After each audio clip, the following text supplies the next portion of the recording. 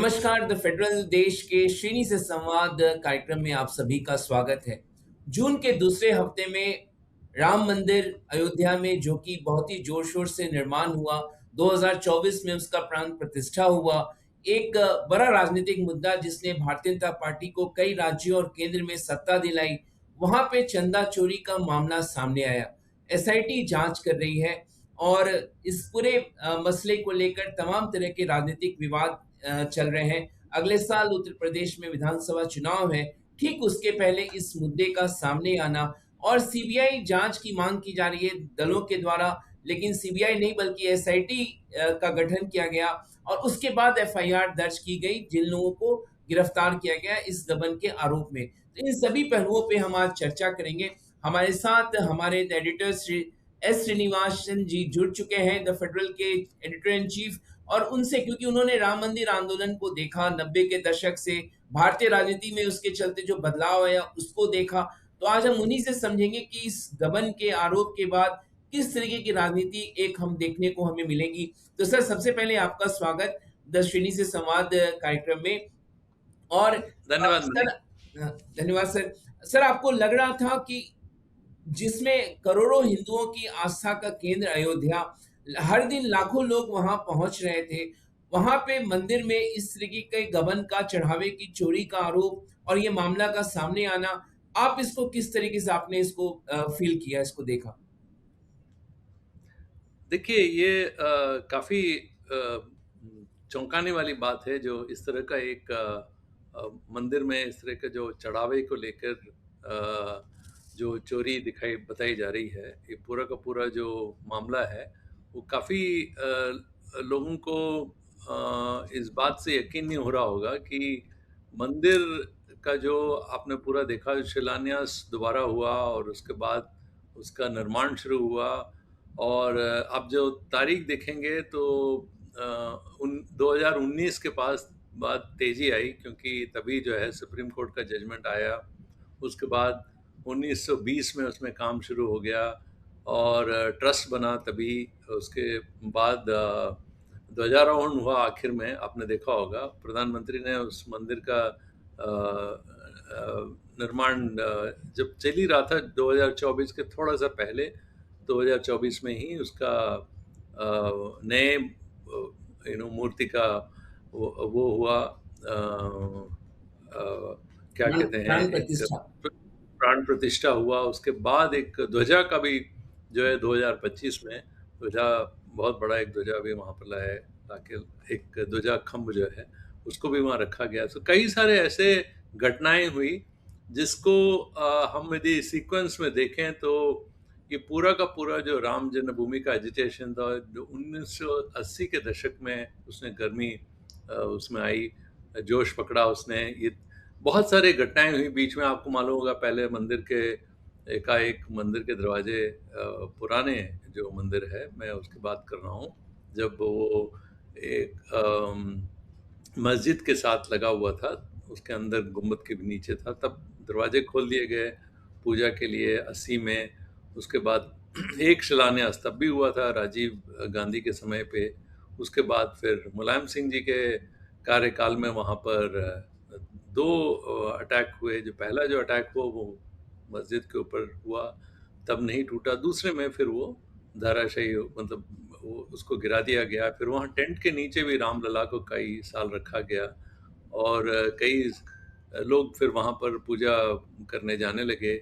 मगर यदि आप ध्यान से देखेंगे तो इतना चढ़ावा वहाँ पर नहीं आता था, और ज़्यादा श्रद्धालु जो है वो पंचकोसी जो कहते हैं, जो 5 कोस का एक रास्ता है अयोध्या के आसपास, लोग वहाँ पर ज़्यादा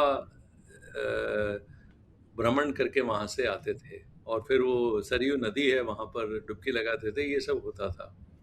और हालांकि लोगों के जहन में अयोध्या राम जी के जन्मभूमि का एक बड़ी आस्था है, उसके बावजूद भी वहाँ पर उतनी बड़ी जो है तादाद में लोग इकट्ठा नहीं होते थे, जो कि आसपास आप देखे होंगे बनारस में, इलाहाबाद में और ये गया में भी कई कई सारे लोग जाते थे। मगर उस सर्किट में अयोध्या उतना नहीं आता था। ये सब जो है अयोध्या का बड़ा जो एक रूप आया वो मंदिर बनने के बाद ही आया। और ये तो एक एक तरफ, और लोग बड़े तादाद में उसके बाद चढ़ावा देना शुरू कर दिया था। तो ये सब शुरू हुआ है मंदिर के बनने के, एक भव्य मंदिर जो जिसकी परिकल्पना करी थी विश्व हिंदू परिषद ने और बाकी हिंदू समाज की तरफ से विश्व हिंदू परिषद ने, उसका जो पूरा का पूरा जो ढांचा और पूरा जो खाका खींचा गया और जो उसका इसमें आपने परिवर्तन देखा उसका, ये सब 2020 के बाद का है, जजमेंट के बाद का है। और दूसरी तरफ यदि आप देखें राजनीतिक तौर पे मंदिर के जो पूरा का पूरा जो एक एजिटेशन चला, उसके बाद उसमें जो कदम कदम पे जो उनको यू नो सक्सेस मिलता गया, जहाँ पर भाजपा को उसका, आप 2 सीट थे उनके 1984 में, उससे बढ़ते बढ़ते उन्होंने फिर अपनी सरकार भी बना ली केंद्र में। और वाजपेयी जी की भी सरकार बनी, पहली बार बनी 13 दिन में टूट गई, फिर दोबारा बनी, फिर लंबे तौर पे चली। उसके बाद उस कार्यकाल में भी काफ़ी सारे चीज़ें हुई, मगर ये 2 कारण हैं, जैसे मैंने बताया मंदिर में चढ़ावा हुआ 2020 के बाद, और उसके पहले जो राजनीतिक एक पूरा का पूरा जो एक उत्थान हुआ है बीजेपी का, वो राम मंदिर से बहुत लगा हुआ है। और आपने 2014 में देखा इसका जो अंतर्गतवा जो एक चीज़ निकल के आई, जिसमें प्रधानमंत्री बन के आए नरेंद्र मोदी जी, जिनको हिंदू हृदय सम्राट भी कहा जाता था, उस जमाने में कहा जाता था काफी हद तक। तो पूरा का पूरा यदि आप देखें बीजेपी का जो राइज है उसका जो इस बड़े लेवल पे उठ के आया है, और आज जो है सबसे शक्तिमान सबसे शक्तिशाली पार्टी उभर के बना है, और वो अपने आप को दुनिया का सबसे बड़ा पार्टी बताते हैं। ये सब जो उपज है वो राम जी की देन है, एक प्रकार से माने। और यदि वहां पर ऐसे जो उनके लिए राजनीतिक तौर पे, उनके अपने लोगों के भावना के तौर पे, और बाद में जैसे मैंने कहा अभी मंदिर का जो पूरा का पूरा जो एक नया मंदिर बना उसके उस पे किसी भी एंगल से आप देख लें, राम मंदिर का बीजेपी, आरएसएस, विश्व हिंदू परिषद, पूरा का पूरा जो हिंदुत्व एक फैमिली कहा जाता है, सैफरन फैमिली जिसको कहा जाता है, एक उसमें एक बहुत ही अहम रोल है उनका। उनका पूरा का पूरा जो उत्थान है उसके कारण हुआ, और उसमें इस तरह से एक सेन लग जाए, उसमें एक चोरी हो जाए, और लोग कहने लगे कि चंदा चोरी हो गया, तो ये अपने आप में काफी बड़ा जो है सेटबैक है बीजेपी के लिए और पूरे के पूरे संघ परिवार के लिए, मैं ऐसा मानता हूँ। तो सर प्रमुख सवाल ये है कि जब सुप्रीम कोर्ट का निर्णय आ गया, राम मंदिर निर्माण के लिए एक ट्रस्ट का गठन हुआ, ज़ाहिर तौर पर आपको ध्यान होगा कि इस ट्रस्ट में ज़्यादातर लोग वो लोग थे जो कि प्रधानमंत्री के करीबी थे। हम इसमें अगर राय की बात करें, नृपेंद्र मिश्रा जिनको अध्यक्ष बनाया गया मंदिर निर्माण को लेकर, ज़्यादातर लोग प्रधानमंत्री और भारतीय जनता पार्टी, संघ और मोहन भागवत इन सब के करीबी थे। तो अब जो कुछ राम मंदिर में हुआ, क्या सरकार अपना इससे हाथ बचा सकती है, अपनी जवाबदेही से पीछे बच सकती है? क्योंकि संघ से भी बयान आ रहे हैं, चाहे उत्तर प्रदेश के मुख्यमंत्री का भी बयान आ रहा है, वीएचपी का भी बयान आ रहा है, सभी बचने की कोशिश कर रहे हैं, ठीकरा किसी और के सर पे फोड़ा जा रहा। देखिए ये बड़ा अहम सवाल है। अभी तक जितने भी बड़े-बड़े दिक्कतों का सामना करना पड़ा है बीजेपी को राजनीतिक तौर पे, उन्होंने उसको एक ताकत में बदल दिया। उसको उन्होंने एक क्या कहते हैं, एक पूरे उसको उलट, जिन्होंने इस बात को उनके सामने रखा उन्हीं के ऊपर उन्होंने डाला। जैसे कोई देशद्रोह का मामला हो, या हिंदू अस्मिता में विश्वास न रखने वाला मामला हो, या कुछ भी हो, उन सब में यदि आप देखेंगे अंत में जो जो सैफरन फैमिली है या जो बीजेपी आरएसएस, वही जो है इसमें सक्सेसफुल रहे। इतना ज़्यादा कि विपक्ष जो है करीब-करीब डर ही गया है। विपक्ष बहुत कम बोलता है इन सब विषयों पे। हिंदू या हिंदू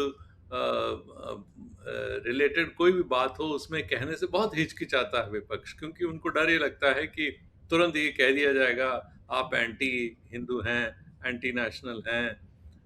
कई सारे उनके ऊपर चीज़ें लगना शुरू हो जाती हैं। मगर ये एक किस्सा ऐसा है राम मंदिर का जिसमें ये देखना होगा कि इसको कैसे हथियाती है बीजेपी, कैसे हैंडल करती है इसको, किस तरीके से ले जाती है। क्योंकि यहाँ पर भी थोड़ी-सी कोशिश शुरू में हुई। ये कहा गया कि टिन्नू यादव जो एक उसमें आरोपी हैं, उनका जो है अखिलेश यादव जी से उनको जोड़ने की कोशिश की गई। ये कहा गया कि 900 से ज़्यादा टेलीफ़ोन कॉल जो हैं दोनों के बीच हुआ है। तो ये सब भी कोशिशें हुई। एक नैरेटिव बनाने की भी कोशिश की गई। मगर देखना होगा, अभी तो चुनाव दूर हैं, इसका किस तरीके से उसमें असर होता है। मगर एक बात ज़रूर है कि जनता का इस बात पे एक नज़र बनी रहेगी कि यदि आप शुरू से देखें, ये पूरा का पूरा जो खेल कैसे शुरू हुआ, कैसे खबर बाहर आई, उसको किस तरीके से हथिया गया, ये पूरा का पूरा यदि आप सीक्वेंस देखें, तो उसमें ये कहा जा सकता है कि कहीं न कहीं पर इस पूरे चीज़ को छुपाने की कोशिश की और बाद में यदि कहें तो इवन लीपापोती करने की कोशिश भी की गई। किस हद तक पूरा सच बाहर आता है ये देखना ज़रूरी है। देखिए जैसे हुआ कैसे ये पूरा का पूरा किस्सा सामने कैसा आया।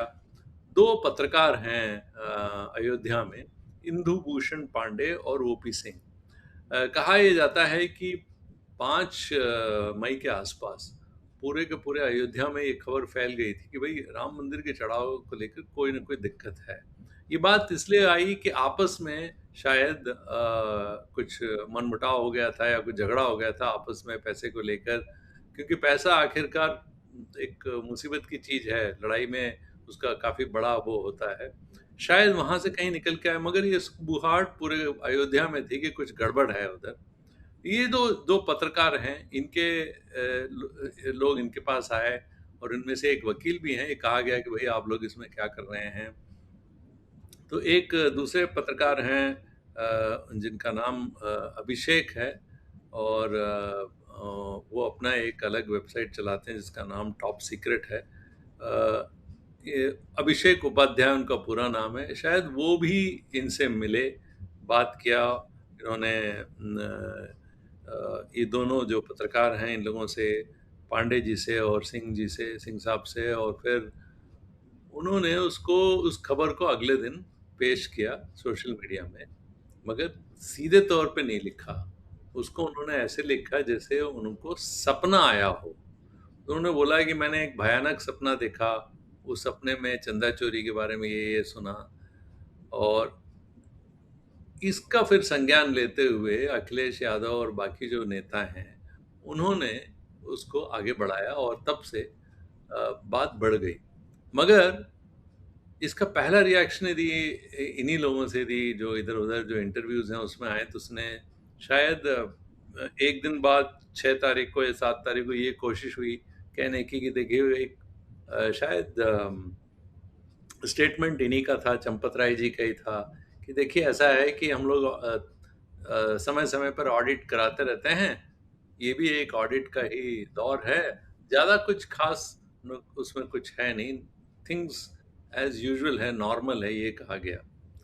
मगर कुछ दिनों बाद उन्होंने खुद एक एसआईटी बिठाने की पेशकश की। अब उनके सामने एक एक तो ये था कि वो जा सकते थे सीधा पुलिस के पास और एक एफआईआर, आम तौर पे एफआईआर दर्ज करने की बात कह सकते थे। आम तौर पे क्या होता है, कहीं पर यदि चोरी की कोई घटना हो तो लोग जाके पुलिस में एफआईआर दर्ज कराते हैं। उसके बजाय उन्होंने कहा कि हमें एक एसआईटी चाहिए। एक एसआईटी बिठाया गया और उस एसआईटी ने जब अपना अंतरिम रिपोर्ट दिया, उसको देखते हुए इसके पहले कुछ अपने आप उस स्थिति को हैंडल करने की कोशिश भी की। चंपत राय बाकी लोगों ने शायद कुछ रेड भी कराए, कुछ पैसे का भी रिकवरी हुआ। उसके बाद जब उनको लगा कि अब मामला कुछ ज़्यादा बढ़ गया है, तो शायद उनको पुलिस पुलिस के पास जाना पड़ा। तो ये पूरा का पूरा जो घटनाक्रम है यदि आप देखेंगे, जब से घटना बाहर आई और जब तक वो एसआईटी घटी, इसमें काफ़ी दिन बीत गए, 20-25 दिन का समय हो गया। इसका लोग इसका मतलब ये है कि कई लोग कह रहे हैं, वहीं के अयोध्यावासी ये से कहने लगे हैं कि क्या कहीं ये कोशिश हुई कि लीपापोती करने की कोशिश हुई, क्या-क्या चीज़ों को छुपाने की कोशिश की। इस तरह की आशंकाएँ वहाँ काफ़ी हद तक उठने लगीं। उसके बाद ये पूरा का पूरा जो मामला हुआ, कई और सारे तथ्य निकल कर आए। एक वहाँ पर एक पहले अकाउंटेंट थे, लेखाधिकारी, और लेखाधिकारी उनका नाम महिपाल सिंह है, और उन्होंने कोटा में रहते हैं वो, तो उन्होंने भी एक शिकायत करी थी कि देखिए कुछ न कुछ गड़बड़ चल रहा है चंदा को लेके।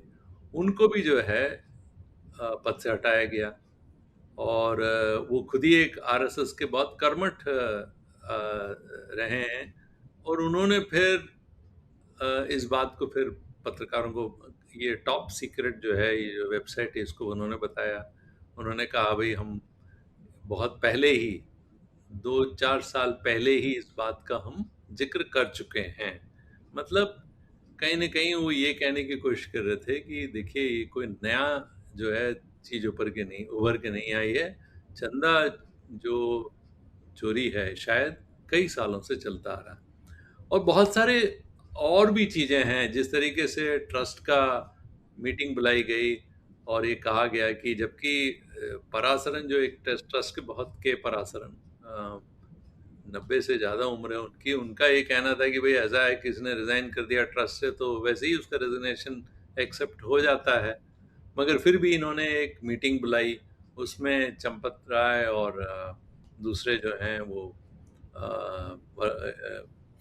मिश्रा जी, अनिल मिश्रा। इन अनिल मिश्रा, इन दोनों का जो है उन्होंने ट्रस्ट से जो उनका रेजिग्नेशन किया, उसको उन्होंने कहा कि हमने एक्सेप्ट कर लिया है। ये सब चीज़ें चलती रही, तो इसमें लगा है कि पूरा का पूरा कहीं न कहीं ये पूरा जो डिले है और जिस तरीके से ये सब चीज़ें की जा रही हैं, कहीं ऐसा तो नहीं है कि कई चीज़ों को बहुत ही लो लेवल पे जो 8 छोटे-छोटे जो मछलियाँ हैं उनको पकड़ा, वो तो पकड़ा ही में आ गए, बट इसके पीछे का जो बड़ी कहानी है, वो शायद उभर कर ना आए। इस तरह की आशंकाएँ बड़ी तेज़ी से उठने लगी हैं वहाँ पर। ये पूरा इसका जो पृष्ठभूमि है, इसको आप ध्यान से देखेंगे, जो आपके प्रश्न का जो सवाल है, आपका जो सवाल है उसका जवाब मिल जाएगा कि कहीं न कहीं ये पूरी की पूरी जो व्यवस्था है, उस वो थोड़ा-सा चरमराया हुआ है, और उससे उस अयोध्या की छवि और ये पूरा का पूरा जो छवि है, उसमें काफ़ी नुकसान पहुँचा है। तो सर इसमें एक जैसे सुप्रीम कोर्ट में पहले भी याचिका दायर की गई थी, तब वेकेशन बेंच हियरिंग कर रहा था, तब उसने उस पीआईएल को एंटरटेन करने से इंतजार रिजेक्ट कर दिया था। लेकिन आज सुप्रीम कोर्ट में हियरिंग हुई और नोटिस जारी किया गया है। उसमें याचिकाकर्ताओं ने ये भी मांग किया है कि अब तक जो भी चढ़ावा आया वो सार्वजनिक किया जाए, उसकी घोषणा की जाए, सीबीआई से जांच कराई जाए और साथ ही साथ जो भी मिस एप्रोप्रिएशन है उसकी एक इंडिपेंडेंट जांच कराई जाए। आपको क्या लगता है सर, एसआईटी के जरिए जांच ये लिपापोती की कोशिश है क्योंकि कुछ उसका कुछ निकलेगा भी, या वाकई में सीबीआई जांच की जरूरत है, कोर्ट के संज्ञान में इसकी जांच की जरूरत है? देखिए एसआईटी आम तौर पे या कोई जो इन्वेस्टिगेटिंग मैजिस्ट्रियल इंक्वायरी, ये सब होते हैं प्रदेशों में, और मैं मध्य प्रदेश में भी रहा हूँ, कई सारे जो है इस तरह से जो समितियाँ बिठाई जाती हैं, इनका जो अंतोगत्वा जो आप उसका जो देखते हैं कहाँ पर पहुँचता है, वो थोड़ा-सा पहले से ही निर्णय होता है कि किस तरह का हमको इसमें से फाइनल हमको आउटपुट क्या चाहिए। कहीं न कहीं ये बात पता रहती है। पत्रकार होने के कारण ये कह रहा हूँ कि हम लोगों ने कई कई मामलों में देखा है कि जितने भी कमीशन ऑफ इंक्वायरीज होती हैं या इस तरह का कोई स्पेशल इन्वेस्टिगेटिव टीम सेटअप किया जाता है, एसआईटी, आपको पता होता है कि इसमें अधिकारी वर्ग को पता रहता है कि इसमें क्या आने वाला है, क्योंकि जो पुलिस इंक्वायरी है वो, या बाकी जो इंक्वायरी, वो किसी और तरीके से चलते हैं। जैसे यदि यदि मान लिया जाए कि ये अयोध्या मंदिर से संबंधित नहीं है तो क्या होता? आप उसको उस परिप्रेक्ष्य में देखें। पहले तो एक एफआईआर होता, पुलिस आके रेड करती, उसके बाद हो सकता है कि इनकम टैक्स वाले भी आ जाएँ क्योंकि इसमें पैसे का मामला है। उसके बाद हो सकता है कि एनफोर्समेंट डायरेक्टरेट भी आ जाए, ये कह के कि कहीं ऐसा तो नहीं है कि इसमें जो है गबन हुआ हो और मनी जो है मनी लॉन्ड्रिंग। लॉन्ड्रिंग हुआ हो। उस वो तो नहीं है। उसके बाद ये भी हो सकता है कि सीबीआई आ जाए, वो इसलिए कि सीबीआई का एक मल्टी स्टेट हो, क्या पता। जैसे पैसा जो है अयोध्या का है, इस प्रदेश का है, मगर किसी दूसरे प्रदेश में भी पैसे आए हैं, क्योंकि एक प्रदेश का मामला नहीं है। जो जितने भी जो श्रद्धालु हैं वो तो पूरे देश में कई जगह पर, दुनिया में, दुनिया में कई जगह से पैसे उन्होंने भेजे हैं। और कई हो सकता है कि निवेश इन पैसों का राज्य के बाहर भी हुआ हो। अभी तक तो छोटी मछलियां हाथ में आई हैं तो उनसे यही पता चला कि किसी ने कहीं मकान बना लिया, किसी ने जमीन खरीद ली, मगर हो सकता है कि इसका जो विस्तार है और बड़ा हो, तो हो सकता है प्रदेश के बाहर भी हो, तो फिर सीबीआई हरकत में आ जाती है। मगर इस केस में आप देखेंगे कि ऐसा कुछ नहीं हुआ, सिर्फ एक एसआईटी सेटअप किया गया, उसके बाद एफआईआर दर्ज हुआ और उसके बाद मामला जो है अब कोर्ट में किसी ने पेशकश की, तो कोर्ट ने ये कहा है कि हमको जो है जो रिपोर्ट जो है पूरी रिपोर्ट दिया जाए। और उन्होंने शायद कई चीज़ें, कई खबरें जो हैं, अ, कई सारे जो जानकारियां हैं उन्होंने वो भी मांगी है बंद लिफाफे में। तो ये सब जो है अब देखने वाली बात है कि ये पहुंचता कहाँ पर है। जो आप कह रहे हैं ना कि क्या सत्य के पूरा का पूरा सत्य तक पहुंचने की कोशिश हो रही है, या इस पूरे चीज को लीपापोती करने की कोशिश करती है। इसमें लोगों की नजर बनी रहेगी क्योंकि लोग जो हैं बहुत आहत हैं इससे और उसको बहुत ध्यान से देख रहे हैं। तो सर, इसके राजनीतिक पहलू की अगर बात करें इस पूरे मुद्दे की, जैसा कि आपने बताया अखिलेश यादव ने सबसे पहले इस मुद्दे को पॉलिटिकली टेक ऑफ किया, लेकिन 2024 का लोकसभा चुनाव आपको ध्यान होगा, प्राण प्रतिष्ठा हुआ, उसके बावजूद अयोध्या वाली फैजाबाद वाली लोकसभा सीट जो है, वो सीट भारतीय जनता पार्टी हार जाती है लोकसभा चुनाव में। अवधेश प्रसाद वहां से जीत कर आते हैं। उस समय ये कहा गया कि कई सारे जमीनों का जो अधिग्रहण हुआ मंदिर का, स्थानीय लोगों के जमीन गलत तरीके से लिए गए। अब जबकि ये मामला है, आपको क्या लगता है कोई राजनीतिक बड़ी कीमत चुकानी पड़ सकती है भारतीय जनता पार्टी को? क्योंकि जनमानस में तरह तरह के सवाल तो जरूर जो वहां से निकल कर आ रहे हैं, उनके मन में कई सवाल खड़े हो रहे हैं। देखिए, आपका सवाल बड़ा सही है, क्योंकि यदि आप 2022 का उत्तर प्रदेश का यदि असेंबली चुनाव देखें, 2024 का यदि पार्लियामेंट चुनाव देखें, तो उसमें ही काफ़ी जो है गिरावट आ गई थी बीजेपी के अपने सपोर्ट में। तो ये तो आपने साफ देखा, और ये एक बड़ा कारण है कि 2024 के लोकसभा चुनाव में पूर्ण बहुमत से बीजेपी अपने ताकत पे नहीं आ पाई, उनको अलायंस के साथ सरकार बनाना पड़ा। तो एक तो ये कारण है। दूसरा, यदि आप राजनीतिक तौर पे देखें तो उस समय पर जो गठबंधन था समाजवादी पार्टी और कांग्रेस का, समाजवादी पार्टी का इसमें बड़ा वो है, नॉन जो पहले जो है, यदि आप देखते हैं तो समाजवादी पार्टी को अक्सर यादवों के वोट ही मिलते थे, मगर ऐसा हुआ है कि नॉन यादव बैकवर्ड और नॉन जाटव जो दलित वोट हैं जो बीजेपी के पास चले गए थे, उनमें से कुछ सटक के इस तरफ भी आए। और जो वोट शेयर है दोनों ही एनडीए और ये जो अलायंस है इनके बीच का, काफ़ी बहुत ही कम, दोनों में बहुत बहुत फर्क था। तो इसका मतलब यह है कि काफ़ी नज़दीक आकर समाजवादी पार्टी इस चुनाव में इतनी ही सीट ला पाई थी। मगर अब, और स्थितियां तब ऐसी थी कि मंदिर का काफ़ी असर था, मंदिर नया खुला था। अब स्थितियां काफ़ी बदल गई हैं। तो अब देखना होगा कि तब और अब में क्या अंतर है, और चुनाव अभी भी दूर है।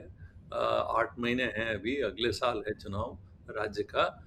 इस बीच में क्या होता है, इस दौर में क्या बदलाव आते हैं, वो देखना ज़रूरी है।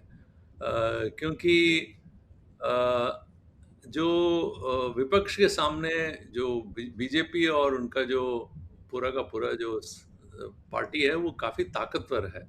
वो अपने आप को मुसीबतों में बहुत जल्दी से संभाल लेते हैं और एक काउंटर नैरेटिव भी सेट करना शुरू कर देते हैं। जैसे जैसे मैंने आपसे पहले कहा, एक काउंटर नैरेटिव बनाना शुरू हो गया था कि तो अखिलेश जी का खेल है या विपक्ष का खेल है। मगर इस बार थोड़ा-सा दिक्कत होगा। इस बहुत इतना आसान नहीं है कि इस पूरे को जो है लीपापोती कर देना या विपक्ष के ऊपर फेंक देना, ये सब थोड़ा-सा मुश्किल होगा। क्योंकि जनता को इससे काफ़ी आघात हुआ है, काफ़ी उनको इस बात का एक काफ़ी बड़ा झटका मिला है कि भई ये कैसे हुआ? अम, तो इतना आसान भी नहीं है, मगर ये देखना होगा कि इसका फ़र्क इन चुनावों पर किस तरीके से इसका असर पड़ता है, इसको देखना होगा। मगर एक चीज़ और है, हो सकता है कि जो कोर वोटर है भाजपा का, वो अभी भी भाजपा के साथ ही हो और बाकी जो संघ परिवार के जो लोग हैं, वो अभी भी जो हैं, वो भाजपा के साथ ही रहेंगे। भले कितने भी नाराज़ हों, कितने भी इस मामले से असंतुष्ट हों, वोट की बारी आएगी, हो सकता है वो लोग फिर से जाके बीजेपी को ही वोट दें। मगर इसमें एक बात और भी हो सकती है कि कई सारे जो समर्थक हैं, वो उदासीन हो जाएँ, उस दिन चुनाव पर जाएँ ही नहीं, ये भी हो सकता है। दूसरा ये भी हो सकता है जो पन्ना प्रमुख हैं और बाकी लोग जो हैं उनकी जो जो क्रेडिबिलिटी है या उनकी जो विश्वसनीय विश्वसनीय जिस पे लोग विश्वास करते थे, हो सकता है कि वो विश्वास में थोड़ी कमी आई हो, लोग उनकी बातों को उतने ध्यान से ना सुने जो पहले तो उतने विश्वसनीय शायद ना रह गए हों, ये भी एक बात है। तो काफ़ी काले बादल मंडरा रहे हैं और देखना होगा ये चुनाव काफ़ी रोचक होगा उत्तर प्रदेश का किस तरह करवट लेता है वो देखेंगे। तो सर आपने ये कहा नैरेटिव बनाने की कोशिश, कुछ एक बयान जो हाल फिलहाल में उत्तर प्रदेश के मुख्यमंत्री के आ रहे हैं, 1990 में कार सेवकों पर गोली चलाने को लेकर वो सपा पे जिम्मेदार ठहरा रहे हैं। आपने एक बयान सुना होगा, हनुमानगढ़ी जो अयोध्या में ही मंदिर है, उसकी सीढ़ियों पे नमाज की बात कर रहे हैं। तो इसके इस तरीके के बयानों से क्या ध्यान राम मंदिर के मुद्दे से ध्यान हटाने के लिए एक अलग तरह की नैरेटिव बनाने की कोशिश बीजेपी की तरफ से शुरू हो चुकी है? बिल्कुल ये नैरेटिव बिल्डअप जो है ये तो शुरू हो गया है। जैसे कई लोगों ने कहा है कि जो बीजेपी समर्थक जो अखबार हैं उनमें ये सब छपने लगे हैं बड़े-बड़े शब्दों में कि किस तरीके से ये पूरा का पूरा एक षड्यंत्र है आरएसएस और बीजेपी के खिलाफ। ये सब बातें शुरू हो गई। जैसे आपने कहा कई सारे ऐसे नैरेटिव बनाने की कोशिश तो हो रही है। फिर से वो जो है 80-20 इस तरह के जो पोलराइजेशन के जो इश्यूज़ हैं, ये सब भी आएँगे। चुनाव जैसे-जैसे करीब आता जाएगा, हम और आप इन चीज़ों को और ज़्यादा सुनेंगे उत्तर प्रदेश में, क्योंकि उत्तर प्रदेश का चुनाव काफ़ी अहम चुनाव है। मगर इन सब के बावजूद भी कहीं न कहीं लोगों के दिमाग में ये बात रहेगी कि मंदिर के चढ़ावा में जो हुआ है, वो इसको क्या इतने जल्दी भूल जाएँगे? लोग क्या इतने जल्दी उसको क्या उसका कम आंकलन करेंगे या ये कहना शुरू करेंगे अरे भाई ये तो होता रहता है इसमें क्या बड़ी बात है और यदि चोरी भी हुई है तो लोगों को पकड़ लिया गया जेल में डाल दिया गया उनके खिलाफ एक्शन हो गया है अब क्या है ये भी एक जो है नैरेटिव कोशिश होगी मगर इन सब के आप आगे जाके देखते हैं इन सबके सबके बाद कि बियॉन्ड ऑल दिस कि पूरा का पूरा जो समीकरण है वोट का, क्या उसमें क्या बदलाव आ सकता है? जैसे मैंने कहा है कि नॉन यादव बैकवर्ड या नॉन दलित, नॉन जाटव दलित, ये सब एक नया गोलबंदी बनाना शुरू करें। एक एक नया समीकरण यदि बनाना शुरू करता है समाजवादी पार्टी, कांग्रेस आपसी लड़ाई और जो लड़ाई है सपा के साथ उसको थोड़ा-सा कम करके हाथ मिलाता है, बाकी विपक्ष भी साथ आता है, तो ज़रूर कुछ न कुछ वहाँ पर बदलाव हो सकता है, देखने को मिले। मगर बहुत बड़ा इसमें सवालिया निशान इसी को लेके किस हद तक ऑपोज़िशन अपने आप को इस पूरे के पूरे किस्से को भुना सकता है। अभी तक आपने देखा जो विपक्ष है वो इस मामले में सक्षम नहीं है। हमें ये बात मानना पड़ेगा जितना एक्टिव बीजेपी है या संघ परिवार है और उसके जितने घटक जितने तेजी से काम करते हैं और कितने निर्णायक तौर पे काम करते हैं और जितना कंसंट्रेटेड रूप से काम करते हैं या मिलजुल के जो काम करते हैं, उस तरह का काम विपक्ष में नहीं होता है। और यदि वो उनको वाकई यदि कुछ करना हो तो उनको अपने आप को इसके लायक बनाना होगा। बहुत बहुत शुक्रिया सर, आपने राम मंदिर को लेकर, मुद्दे को लेकर, इसके सारे पहलुओं को लेकर विस्तार से हमारे दर्शकों को बताया और श्रीनी से संवाद कार्यक्रम में। और आगे सुप्रीम कोर्ट से जो कुछ भी निकल के रहेगा उस पर हमारी नज़र बनी रहेगी, लेकिन आज आपने समय निकाला सर, बहुत बहुत शुक्रिया। और दर्शकों, हमने श्रीनी से संवाद कार्यक्रम में राम मंदिर में जो डकैती, चोरी कहें, गबन की बात करें, जो सामने आया उस पर हमने चर्चा की। ये चर्चा आपको कैसी लगी कमेंट बॉक्स में जाकर ज़रूर कमेंट करिए और हमारे यूट्यूब चैनल द फिल्टर देश को सब्सक्राइब करना बिल्कुल ना भूलें। आज इस चर्चा को देखने के लिए बहुत बहुत शुक्रिया, धन्यवाद सर। आपका भी बहुत बहुत शुक्रिया, धन्यवाद।